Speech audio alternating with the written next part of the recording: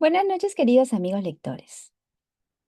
Si el padre es lo que te enseñaron y el niño es lo que tú sentiste, el adulto es tu capacidad de analizar la realidad de hoy y de decidir por ti mismo qué es verdad. Este es el concepto que el día de ayer hemos repasado en el libro que estamos leyendo este mes. Yo estoy bien, tú estás bien, de Thomas Harry, donde hemos nuevamente visto este concepto que el autor propone en su metodología, que corresponde a la mentalidad de niño, de padre y de adulto, como tercer cuadrante de esta mentalidad. Y es muy importante que sepamos este concepto porque es la base de todo el desarrollo del libro.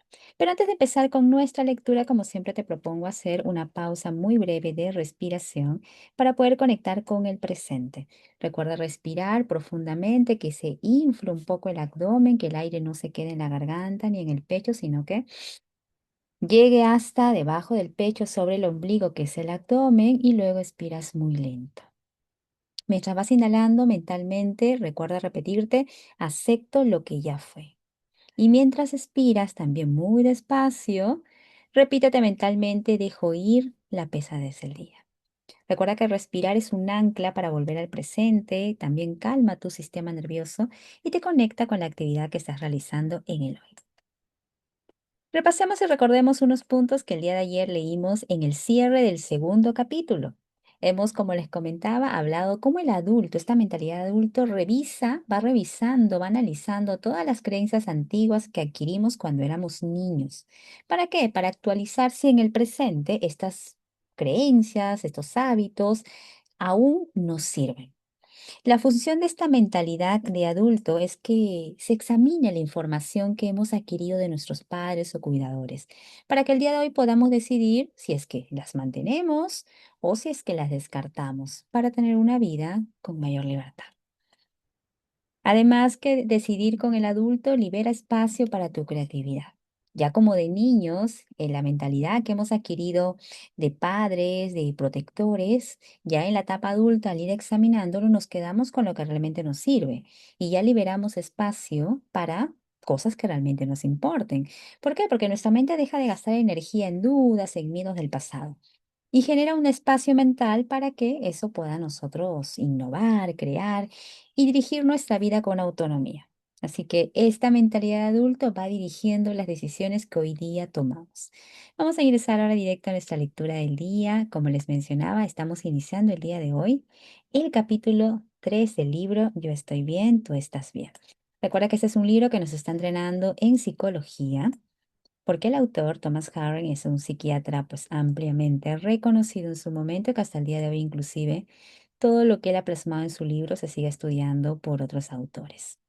Hemos cerrado el día de ayer en la página tanto del libro virtual como del libro físico, página 73, 72. Ingresamos hoy a la página 73, iniciamos un nuevo capítulo que se titula Las cuatro actitudes vitales. Aquí hay una frase de Soren Kierkegaard, que dice, porque la tristeza como humor legítimo consiste en el hecho de que honradamente y sin engaño se refleje de manera puramente humana en lo que ha de ser un niño. Te recuerdo también que por favor tomes nota de las palabras nuevas, conceptos, frases que de repente te causen curiosidad o quizás no encuentres el significado en esta primera lectura para que luego puedas investigarlos también un poquito e ir siempre ampliando el tema respecto a lo que vamos aprendiendo. Empecemos. Ya a muy temprana edad, el niño llega a esta conclusión. Estoy mal. Y también a esta otra conclusión acerca de sus padres. Ustedes están bien. Esto es lo primero que advierte en su esfuerzo, que durará toda la vida por comprenderse a sí mismo y entender el mundo en el que vive. Esta actitud, yo estoy mal, tú estás bien, es lo contrario del título del libro, es la decisión más determinante de toda su vida. Queda grabado de forma indeleble e influirá en todo lo que haga. Por el hecho de tratarse de una decisión, podrá cambiarla por una nueva, pero no sin que antes la haya comprendido. Miren qué importante poder ya mezclándonos o sumergiéndonos en este concepto del adulto, poder saber que es una decisión que se está tomando en base a lo que vamos analizando en el día a día. Continuemos. Para apoyar estas afirmaciones, me he propuesto realizar en la primera parte de este capítulo un análisis de las situaciones del recién nacido, del niño pequeño ya mayor, tanto en los años preverbales como en los verbales. Muchas personas insisten en que tuvieron una infancia feliz y que jamás llegaron a la conclusión de yo estoy mal, tú estás bien. Por mi parte, estoy convencido de que todo niño llega a ella, aunque su infancia sea feliz. En primer lugar, analizaré cómo es su llegada a la vida y mostraré que los acontecimientos de su nacimiento y de su primera etapa de vida se graban en su mente, aunque el niño no los recuerde. Y esto pasa mucho, quizás tú también te has hecho esta pregunta o estás pasando por esta dubitativa de no recordar lo que pasaste en determinado periodo de tu niñez. Esto puede deberse a muchos motivos, pero aquí también el autor lo toma como pauta. Continuemos. A propósito de esto, debemos recordar que Penfield llegó a la conclusión de que el cerebro realiza tres funciones. Mucha atención con ello para poder estar atentos a cómo lo estamos reflejando en nuestra vida. La primera es la grabación, la segunda, el recuerdo y finalmente, la tercera es nuestra vivencia. No podemos recordar la primera etapa de nuestra vida, pero es evidente que podemos volver a vivir, y de hecho lo hacemos, las primeras experiencias cuando regresamos al estado de sentimiento del niño recién nacido. Puesto que el recién nacido no emplea palabras, sus reacciones se limitan a sensaciones, sentimientos y tal vez vagas y arcaicas fantasías. Expresa sus sentimientos a través del llanto o por medio de diferentes movimientos corporales que puedan revelar intranquilidad o bienestar. Sus sensaciones y fantasías, aunque son inefables porque en la época en la que fueron grabadas el niño no disponía del uso de la palabra, se reproducen de vez en cuando durante el sueño en su vida posterior. Veamos un ejemplo. Una paciente me habló de un sueño que se le había repetido durante toda su vida. Cada vez que lo tenía, despertaba en un estado de pánico, jadeando y con fuertes palpitaciones. Se esforzaba por describir cuál era su sueño, pero no encontraba las palabras necesarias para hacerlo. En una de las ocasiones en que intentó explicarlo, dijo que se sentía como una minúscula partícula, como un pequeño punto, y que unas cosas grandes, enormes, esféricas y cósmicas giraban a mi alrededor, formando grandes espirales, aumentando progresivamente de tamaño, amenazando con absorberme, hasta que sentí perderme en aquella cosa vasta y enorme. Aunque su relato iba acompañado de una observación acerca de la pérdida de su identidad, la naturaleza de aquel pánico extremo parecía indicar que podía tratarse del miedo a perder la vida, como reacción primaria biológica a la amenaza de muerte. Un tiempo después volvió a hablar del mismo sueño. Era la primera vez que lo había tenido en un año. Se encontraba de viaje con su marido y ambos habían comido en un restaurante algo alejado, en un ambiente de gran calidad, muy superior al de la comida que se servía en él. Cuando regresaron al hotel, la paciente se encontró algo indispuesta y decidió echarse una siesta. Pronto se durmió, pero no tardó en despertar presa del pánico, a causa de aquel mismo sueño. Sentía también un agudo dolor de estómago que la obligaba a doblarse sobre sí misma a causa del dolor. No le había ocurrido recientemente nada que justificara su ansiedad. Y el sueño generador de pánico tampoco parecía estar en cierta manera relacionado con aquel dolor agudo. El sueño continuaba siendo indescriptible, pero esta vez la paciente pudo informar de otra sensación, la sensación de ahogo. Ciertas averiguaciones acerca de la madre de la paciente permitieron atribuir un posible origen a aquel sueño. Su madre, una mujer corpulenta, había amamantado a sus hijos y había sostenido firmemente que no existía ningún problema que no se resolviera comiendo. Para ella, cuidar bien de un niño consistía en atiborrarle de comida. Por otra parte, era una mujer agresiva y dominante. Deducimos, es lo único que podemos hacer, que aquel sueño tenía su origen en la época en la que la paciente todavía no sabía hablar, puesto que era incapaz de describirlo. La asociación del sueño con el dolor de estómago sugería cierta relación con alguna experiencia gástrica ocurrida durante la primera infancia. Es probable que cuando era lactante y se sentía harta, su madre insistiera en darle el pecho a pesar de que estaba llena. Posiblemente la niña experimentaba en esas ocasiones alguna sensación de pesadez, de ahogo y de dolores de vientre. El contenido del sueño, la pequeña partícula absorbida por aquellas cosas enormes y cósmicas, podía ser una reproducción de la sensación que la criatura tenía de su situación, en la que se veía como un pequeño punto absorbido por aquellas cosas enormes y redondas, los senos de su madre, o tal vez la imponente presencia de la propia madre. Este tipo de sueño nos lleva a apoyar el supuesto de que nuestras primeras experiencias, a pesar de ser inefables, quedaron grabadas en nuestro interior y se reproducen en el presente.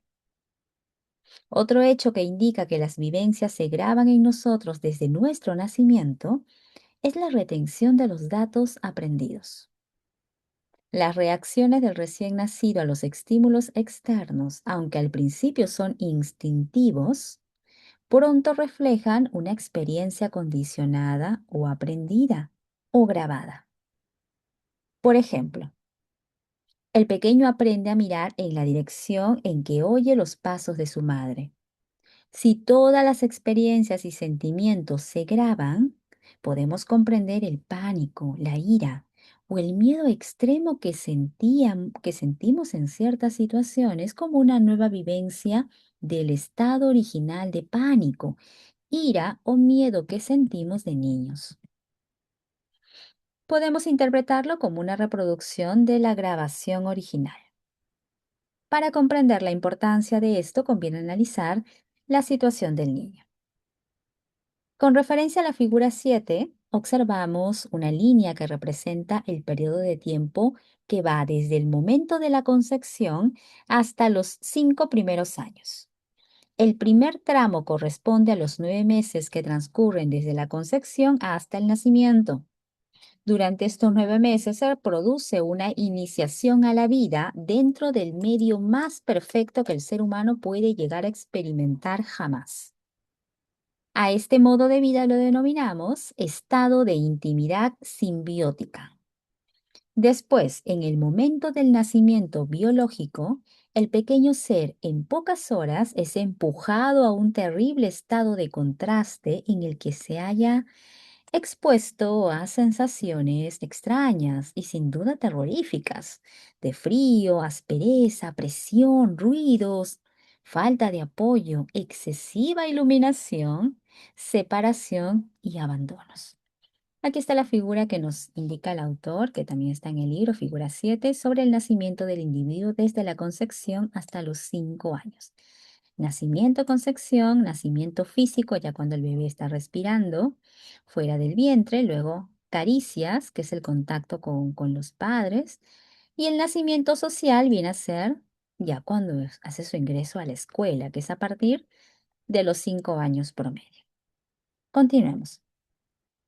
El recién nacido se encuentra durante un breve periodo de tiempo dividido, apartado, separado y privado de toda relación.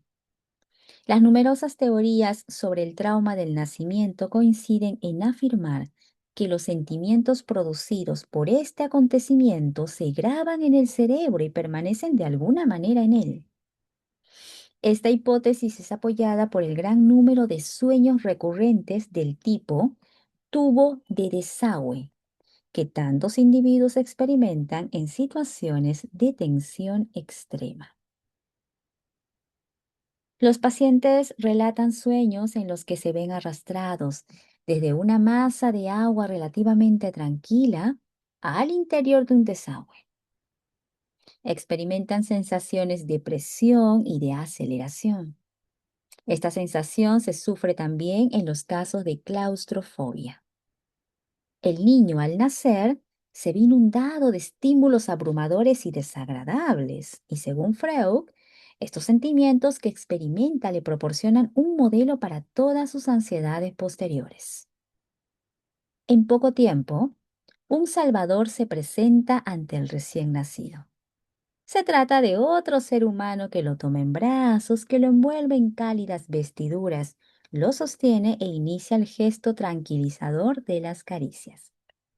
Este es el punto del nacimiento psicológico. Se trata de la primera información que le llega al niño de que la vida de fuera no es del todo mala. Es una reconciliación, una restauración de la intimidad que pone en marcha su voluntad de vivir. Sin ella, el niño moriría. Si no físicamente, moriría psicológicamente. La muerte física provocada por una condición llamada marasmo se producía a menudo en otros tiempos en los hospicios donde los niños no tenían esas caricias iniciales. No había ninguna causa física que explicara aquellas defunciones, excepto la falta de un estímulo esencial. Esta dolorosa alternancia de sensaciones placenteras y desagradables mantiene al niño en un estado de desequilibrio constante. Durante los 2 primeros años de vida no posee herramientas conceptuales para pensar, o sea, palabras, tampoco para elaborar una explicación de su incierta condición en su mundo. Sin embargo, registra continuamente los sentimientos que surgen en las relaciones entre él y los demás, primordialmente la madre. Y esos sentimientos se relacionan directamente con las caricias físicas y con la ausencia de estas. La estimación de que el niño puede hacer de sí mismo es insegura e incierta, porque sus sentimientos buenos son transitorios y se sustituyen de continuo por sentimientos malos. Finalmente, esa incertidumbre le convence de que él está mal. ¿En qué momento llega el niño a alcanzar la posición? Yo estoy mal, tú estás bien. Piaget, basándose en minuciosas observaciones de lactantes y de niños un poco mayores, sostiene que el desarrollo de la causalidad se inicia en los primeros meses de vida y se adquiere totalmente a finales del segundo año. Dicho de otro modo, los datos bajo la forma de un batiburillo de impresiones empiezan a acumularse de un modo secuencial hasta el punto de que se hace posible una posición preverbal o una conclusión. Piaget dice, en el curso de los 2 primeros años de vida, la evolución de la inteligencia sensorial y motriz, así como la elaboración correlativa del universo, parecen conducir a un estado de equilibrio lindante con el pensamiento racional. Por mi parte, creo que ese estado de equilibrio, evidente a finales del segundo año de vida o durante el tercero, es un producto de la conclusión del niño acerca de sí mismo y de los demás, su posición vital. Una vez decidida su posición, ya tiene algo sólido con lo que trabajar, una base para poder prever cosas. Piaget sostiene que en esos primeros procesos mentales no son capaces de conocer o de formular verdades, sino que se limitan a desear el éxito o la adaptación práctica. Si yo no estoy bien, y tú estás bien. ¿Qué puedo hacer yo para que tú, que eres una persona que está bien, seas bueno conmigo, que yo soy una persona que está mal? Esta posición puede parecer poco favorable, pero para el niño es una impresión cierta y es mejor que nada. De ahí el estado de equilibrio. El adulto que hay en el niño ha logrado su primer triunfo al dar sentido a la vida, resolviendo lo que Aldrich llamaba el problema central de la vida, la actitud hacia los demás, y lo que Sullivan designaba como las actitudes del yo que el individuo llevará siempre consigo. Una de las formulaciones más claras acerca del desarrollo de posiciones es la expuesta por Covey. Solo se puede formular una deducción segura. Al principio de la vida, a veces en los primeros meses y otras veces más tarde, a menudo se establece una posición emocional central. Un hecho clínico que ya es evidente es que una vez establecida la posición emocional central al principio de la vida, esta se convierte en la posición afectiva sobre la cual el individuo tenderá a volver automáticamente durante el resto de sus días. Esto, a su vez, puede constituir la mayor salvaguarda o la mayor vulnerabilidad de su vida. De hecho, el establecimiento de una posición emocional central puede ser una de las primeras generalidades en la evolución del proceso neurológico humano, puesto que puede iniciarse incluso en la época preverbal y presimbólica de la infancia. Siempre que la posición emocional central sea dolorosa, el individuo puede pasarse toda la vida defendiéndose contra ella, recurriendo una y otra vez a trucos conscientes e inconscientes cuyo objetivo es rehuir esa posición central dolorosa. Covey plantea después de la cuestión de si estas posiciones son o no alterables en los años posteriores de la existencia del individuo. Yo creo que sí lo son. A pesar de que las primeras experiencias que dieron lugar a esta posición no se pueden borrar, pienso que las primeras posiciones pueden cambiarse. Lo que una vez fue decidido puede dejar de decidirse. El análisis conciliatorio elabora la siguiente clasificación de las 4 posiciones vitales posibles respecto a uno mismo y a los demás. Primero, yo estoy mal, tú estás bien.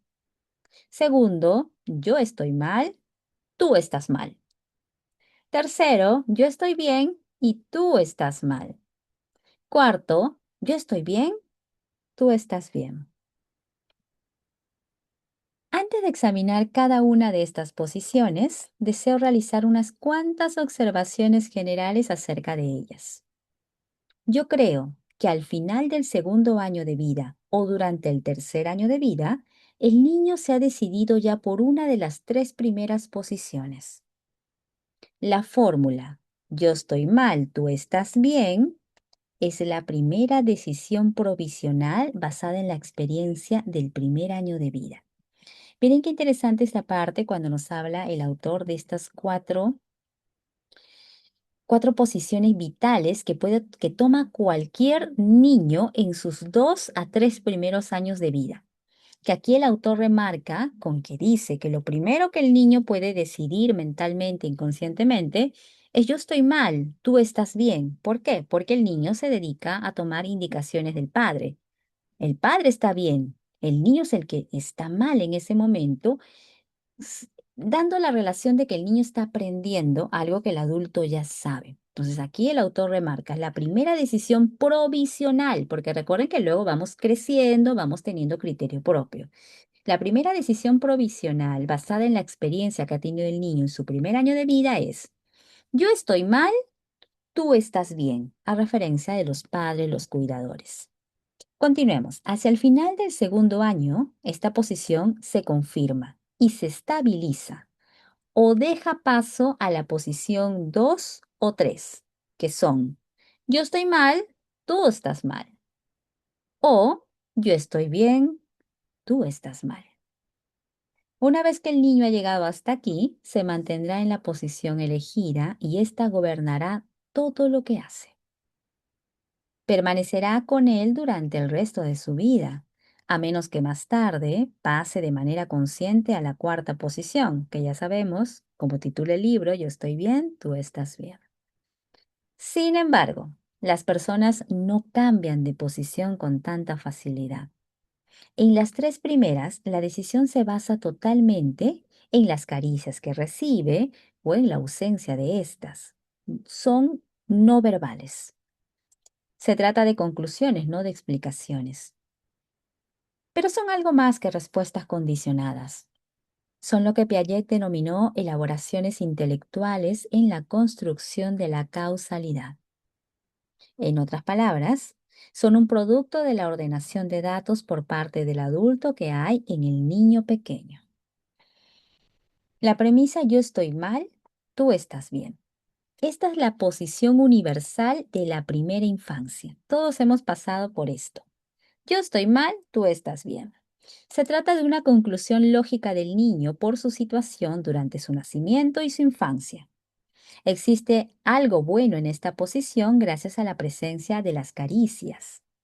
Todo niño es acariciado durante el primer año de su vida simplemente por el hecho de que hay que tomarlo en brazos para cuidar de él.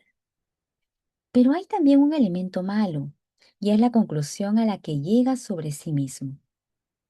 Creo que es evidente que la abrumadora acumulación de sentimientos malos en el niño hace que resulte lógica, sobre la base de su evidencia, esta mala conclusión sobre sí mismo. Al aplicar el análisis conciliatorio tanto a personas enfermas como a sanas, he obtenido una reacción general de «eso es» cada vez que explicaba el origen del niño que no está bien.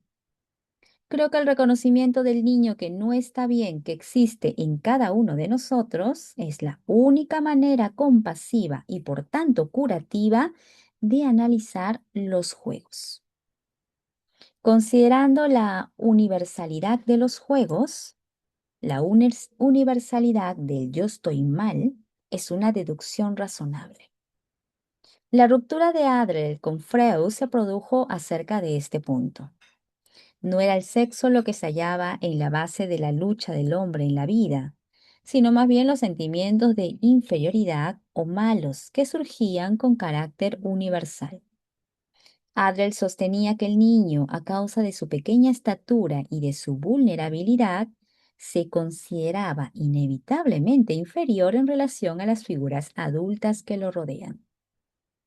Harry Stack Sullivan, con quien estudié durante los 5 años que precedieron a su muerte, fue enormemente influenciado por Adler y a mí, a su vez, me influyó en gran medida Sullivan, cuya principal aportación al pensamiento psicoanalítico fue el concepto de las relaciones interpersonales, transacciones o conciliaciones. Afirmaba que el niño elabora una estimación de sí mismo sobre la base de las apreciaciones de los demás, a lo que él llamaba las apreciaciones reflejas. Y decía, el niño carece del método y de la experiencia. El niño carece del método y de la experiencia necesarios para elaborar un retrato exacto de sí mismo. Así pues, solo puede guiarse por las reacciones de los demás ante él. No tiene casi motivos para poner en tela de juicio esas apreciaciones, y en todo caso es demasiado vulnerable para desafiarlas o para rebelarse contra ellas. Acepta pasivamente los primeros juicios que le son comunicados de un modo enfático a través de palabras, gestos de los padres y acciones durante este periodo. Y así las actitudes sobre él, y así las actitudes sobre el yo aprendidas en los primeros tiempos de vida son siempre arrastradas por el individuo, dejando cierto margen para la influencia de circunstancias ambientales extraordinarias y para modificaciones a causa de las experiencias posteriores. En esta primera posición, la persona se siente a merced de los demás. Siente una gran necesidad de caricias o de ser reconocida, que es la versión psicológica de las primeras caricias físicas. En esta posición existe también un elemento de esperanza, porque hay una fuente de caricias. Tú estás bien, aunque éstas no sean constantes. El adulto tiene una base sobre la que trabajar. ¿Qué debo hacer para ganar sus caricias y su aprobación? De esta manera, el individuo puede intentar dos formas de vivir esta posición. La primera consiste en vivir un guión de vida que confirme que estoy mal. El guión lo escribe inconscientemente el niño y puede inducirle a llevar una vida retirada, ya que le resulta demasiado doloroso convivir con gente que está bien. Estas personas pueden buscar las caricias a través de una ficción y lanzarse a una complicada vida de deseo compuesta de sí y de cuando yo. El guión de otra persona puede suscitar un comportamiento provocador hasta el punto de que los demás se vuelvan contra él, caricias negativas, con lo cual se demuestra una vez más que yo estoy mal. Este es el caso del niño malo. Ya que dicen que soy malo, pues seré malo. Puede pasarse toda la vida dando patadas, escupiendo, arañando y lograr así una integridad fraudulenta en la cual, sin embargo, al menos existe una constante con la que él puede contar. Yo estoy mal, tú estás bien. Esto tiene cierto sentido, aunque es muy triste. Se mantiene la integridad de la posición, pero lleva a la desesperación. La resolución final de esta posición es el abandono o el suicidio. Una manera más corriente de vivir esta posición es recurrir a un contraguión, también de modo inconsciente, con una divisa prestada del padre. Puedes estar bien si esta persona busca amigos y asociados que tengan un padre grande porque necesita grandes caricias y cuanto mayor es el padre, mejor acariciará. Las caricias positivas solo pueden proceder de individuos que están bien. Y el padre está bien, como lo estuvo desde el principio. Este tipo de personas se muestran siempre dispuestas a complacer, llenas de voluntad y deseosas de satisfacer las peticiones de los demás. Algunos de nuestros mejores hombres y mujeres están donde están gracias a esos esfuerzos por obtener la aprobación de los demás. Sin embargo, se obligan a llevar una vida de escalar montañas y cada vez que llegan a la cumbre de una se encuentran frente a otra montaña. El yo estoy mal escribe el guión. El tú estás bien y yo quiero ser como tú escribe el contraguión. Sin embargo, ni el primero ni el segundo consiguen crear felicidad o una sensación de valor perdurable, ya que la posición no ha cambiado. Haga lo que haga, sigo estando mal. Una vez que la posición es descubierta y cambiada, los logros y las habilidades resultantes del contraguión pueden ser de suma utilidad cuando la persona construye un plan de vida nueva y consciente con el adulto. Y eso corresponde a lo que hoy día es la primera premisa, ¿no? Yo estoy mal, tú estás bien. Continuaremos en la siguiente lectura con la segunda premisa, yo estoy mal, tú estás mal. Recuerden que aquí el autor nos está dando una perspectiva desde la mirada del niño, que son los primeros años de vida. Esto es importante, sí, porque estamos yendo en una escala de menos a más. Esto nos permite ir comprendiendo y también viendo quizás cómo hemos ido adoptando, manteniendo también desde niños. Incluso aquí el autor nos ha dado como una guía, una ruta desde el nacimiento y qué importante era el contacto, las caricias, para que el niño, que luego se convierte en un adulto, al igual que la mentalidad, pues vaya transformando también todas las creencias que ha tenido. Esta parte ha tenido bastantes referencias bibliográficas a los estudios que ha hecho el autor. Es por esto que es importante, yo les recomiendo quizás hacer una lectura más, porque han habido varios aspectos que quizás han estado con mucha información cargada y en una primera lectura podrían parecer un poco confusas o no entenderse con claridad, porque recuerden que estamos hablando de un libro que nos está enseñando de psicología, que no es algo tan habitual, incluyendo que el autor lo está hablando siempre en un modo coloquial, pero aún así. La esencia del fragmento que hoy día hemos leído, que pertenece al capítulo 3, aborda una verdad psicológica, que nadie nace sintiéndose plenamente autosuficiente ni sintiéndose bien por completo. El autor nos dice que en los primeros 2 años de vida, cuando no tenemos palabras, solamente tenemos sensaciones, ¿qué hacemos? Grabamos en el cerebro la intensidad del mundo exterior. Los adultos nos cuidan, los adultos nos alimentan y los adultos nos protegen. Eso en contraste de lo frágil que podemos ser, los indefensos que somos cuando somos niños. Y de esta vivencia muy primitiva es que surge nuestra primera postura ante la vida. Miren cómo pensamos cuando estamos chiquitos, 2 primeros años de vida. Yo estoy mal como niño porque no sé nada, tú me estás enseñando, yo me estoy equivocando, tú me estás edificando. Yo estoy mal, tú estás bien.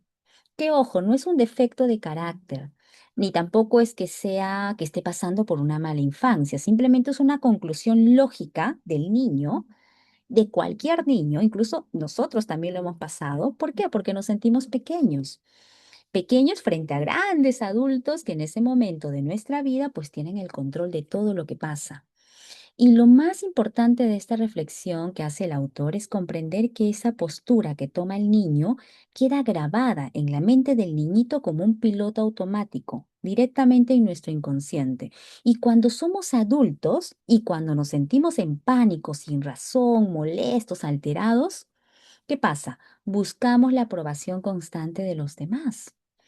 O incluso cuando nos exigimos hacerlo bien, ser perfeccionistas, seguir avanzando, no rendirnos, cuando tomamos esa postura no estamos reaccionando al presente, sino que estamos volviendo a vivir, nos dice el autor, esa antigua grabación infantil donde nosotros nos sentíamos o sentíamos que éramos valiosos cuando complacíamos a los gigantes, que eran los padres, ¿no? El tú estás bien, porque dentro de nosotros inconscientemente faltaba algo. Por eso que es, yo estoy mal, tú estás bien. Y esto es una verdad de alguna manera que nos puede liberar, porque cuando se trata de una decisión que hemos tomado en la infancia, podemos cambiarla en nuestra etapa adulta, siempre y cuando nosotros pues nos volvamos conscientes de ello. Eso es muy importante. Así que recordar siempre y tener presente que en estos primeros meses de vida no sabemos hablar. El cerebro lo único que hace es guardar recuerdos, no guarda conceptos, no guarda historias aún, 2 años de vida. Lo único que guarda el cerebro de esos 2 primeros años son sensaciones físicas, que puede ser incluso algo básico como el frío, el hambre, los abrazos, incluso la saciedad después de haber comido. Y de adultos, cuando tenemos una situación de estrés, una situación de rechazo, nuestro cuerpo reactiva esa grabación y sentimos de nuevo ansiedad, sentimos miedo y no sabemos a veces explicarlo con lógica. Miren cómo todo se relaciona desde los primeros 2 años de vida que nosotros seguro que ni nos acordamos casi nada, por no decir nada. Entonces, imagínense que ahora ustedes están trabajando para una empresa con un líder y cada vez que alguien los llama para una reunión, para poder ver cómo van avanzando en su trabajo, ya sentimos un nudo en la garganta, un nudo en el estómago, una sensación de ahogo, de malestar. Ojo, no hay ningún peligro real, pero el cuerpo activa una sensación de que estamos indefensos, así como nos sentíamos cuando éramos bebés.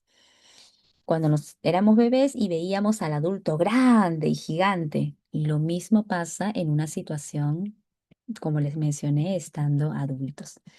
Porque recordemos que en la infancia, todos los niñitos, de niños, todos aprendemos que el adulto es el que tiene el poder. El adulto es el que tiene la razón. Ahí viene el término, tú estás bien, adulto. Y nosotros, niños vulnerables, estoy mal. Y desarrollamos la idea de que solamente valemos si conseguimos la aprobación ajena. Y miren que puede ser en algún momento hasta contraproducente, porque nos lleva a vivir, como dice el libro, ¿no? Una carrera, carrera tras carrera. cumplimos una meta pensando que al cumplir esa meta en nuestra vida ya estaremos bien, pero nuevamente buscamos otra meta más. ¿Para qué? Para agradar a alguien, para agradar a la sociedad, para agradar al que dirán, para agradar a los padres, para agradar a los hermanos. Y así, cuando somos conscientes de eso, podemos ir dejándolo. Entonces, ahorita, piensa, recuerda, ¿qué es lo que sigues haciendo simplemente para cumplir las expectativas de la sociedad, del que dirán, de ese adulto grande que dice, tú estás mal, yo estoy bien? Y recordemos que una persona, por ejemplo, para poner un ejemplo en contexto, una persona que siempre le dice sí a todas las personas que le piden favor o que, oye, hazme, haz esto por mí, esa persona cree internamente que si dice que no cuando le piden un favor o que de repente se equivoca, va a perder el cariño, el afecto, la admiración del otro. Y es por esto que hay personas que trabajan o hacen, esperando que alguien le diga, oye, lo hiciste excelente, porque esa es la forma de que ellos están apagando esa voz interna que dice que por ti misma no eres suficiente. Miren cómo todo tiene relación y por eso que, vuelvo a repetir, el libro nos habla de psicología. Es como si pagáramos la consulta con un psicólogo para que nos explicara estos casos. Si te ha parecido un poco complicada esta parte, un poco tedioso de repente el texto, vuelve a leer el libro, te lo recomiendo, y ve comparándolo con tu día a día. Va haciéndote estas preguntas. ¿Qué estás haciendo para seguir complaciendo a los demás, viendo todos como adultos y tú como el niño indefenso? Nos encontramos en la próxima lectura. Aún continuaremos con el capítulo 3 y ahora conversaremos un poquito con las chicas del Club de Lectura. Les agradecemos a todos su compañía. Nos reencontramos en la próxima lectura.